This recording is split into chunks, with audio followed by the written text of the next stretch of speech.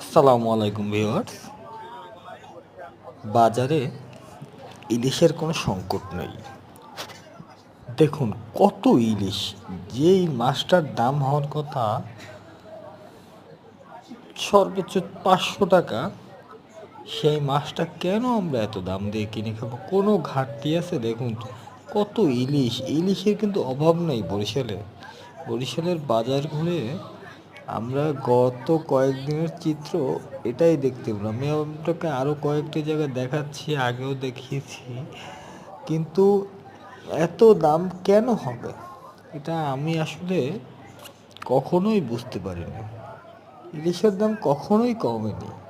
কেন কমেনি? ইলিশের দাম তো 500 টাকাও না, 200 টাকা হওয়া উচিত। এটা নাকি বাংলাদেশের জাতীয় মাছ। আমি আসলে ভাষাহীন, আমি কিছু বলতে চাইনি। ইলিশ দেখেই কাটিয়ে